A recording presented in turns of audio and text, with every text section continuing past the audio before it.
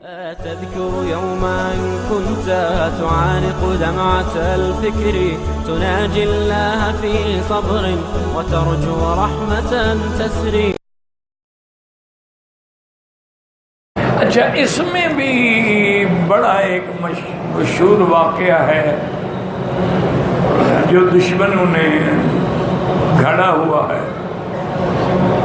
انہوں نے یہ واقعہ بنایا ہے کہ جی حضرت خالد کو حضرت عمر نے عہدے سے کیوں ہٹایا.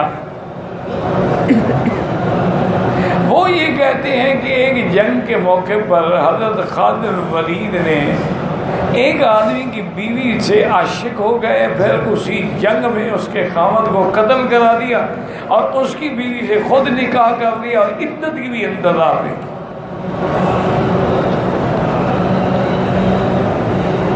حالانکہ اگر وہ مر گیا تھا تو اس کی بیوی کے لیے 4 مہینے 10 دن تو عدت ہے.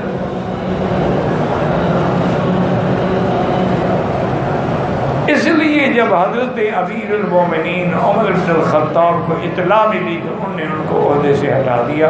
یہ بالکل 100% نہیں بلکہ 101% جھوٹ ہے. یعنی ایک آدمی کسی کی بیوی پہ عاشق ہو جائے، اس کو قتل کروا دے، پھر اس کی بیوی سے عدت کے بغیر شادی کر دے، صرف اس کو عہدے سے ہٹا دو، سزا کون دے گا قتل کی؟ یعنی حضرت عمر پر بھی اعتراض ہو گیا نا کہ انہوں نے انصاف نہیں کیا.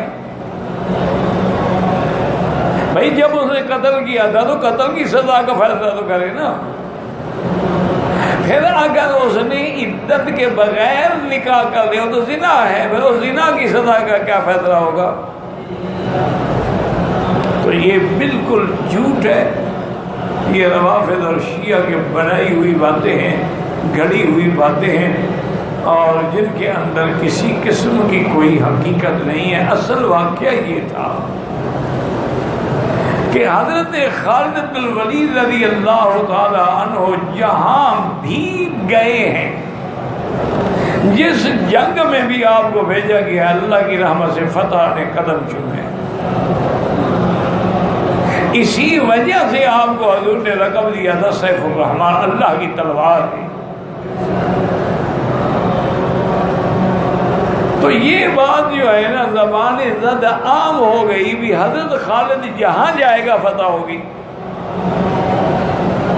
حضرت عمر کو یہ بات ناگوار گزری کہ لوگ تو پھر شرک میں مبتلا ہو رہے ہیں کہ فتح کا مقصد یعنی خالد ہے. خالد بن ولید مر جائے تو مسلمانوں کو کبھی فتح حاصل نہیں ہوگی. کیا ہے، کیا عقیدہ ہے؟ اس برے عقیدے کو مٹانے کے لیے، چونکہ حضرت عمر ان چیزوں کا بڑا خیال رکھتے تھے. جیسے حدیبیہ میں جس درخت کے نیچے حضور پاک نے بیعت کی ہے، وہاں کچھ صحابہ نے اپنی تلواریں لٹکائیں، حضرت عمر نے حکم دیا درخت کاٹ دو. حالانکہ تبرک بے آثار الانبیاء میں تو اختلاف ہی نہیں ہے کسی کو، سب کے نزدیک جائز ہے. اس لیے صحابہ حضور کا بچا ہوا پانی لے کے اپنے چہروں پہ مل لیتے تھے، حضور کا لعاب دہن بھی ہاتھ میں لے کے چہرے پہ مل لیتے تھے، حضور کے کپڑے محفوظ رکھتے تھے، حضور کے ناخن محفوظ رکھتے تھے، حضور کے بال محفوظ رکھتے تھے. اس لیے امام بخاری رحمۃ اللہ باقاعدہ باب باندھا ہے کہ آثار الانبیاء سے تبرک پکڑنا جو ہے وہ جائز ہے.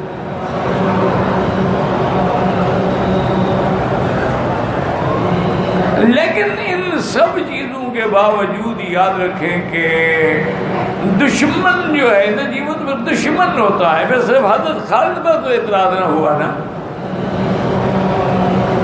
یہ واقعہ حقیقتاً اور ہر لحاظ سے غلط ہے. اس کی وجہ ہے کہ وہ نہ عقل کے مطابق ہے نہ نقل کے مطابق ہے. نقل کے مطابق یہ ہے کہ کسی کتاب میں اس کا حوالہ نہیں، اور عقل کے خلاف اس لیے ہے کہ بھی پھر قتل کے مقدمے کا کیا کیا حضرت عمر نے. اس عورت سے نعوذ باللہ عدت میں آپ نے اگر نکاح کر دیا تو زنا کے فیصلہ کیا کیا آپ نے. یہ تو کوئی فیصلہ نہ ہوا کہ صرف عہدے سے ہٹا دو. تو اصل وجہ یہ تھی کہ حضرت عمر نے اس دماغوں میں جو خلل آ گیا تھا جی فتح خالد کے لیے ملتی ہے، اس کو ختم کرنے کے لیے انہیں معذور کر،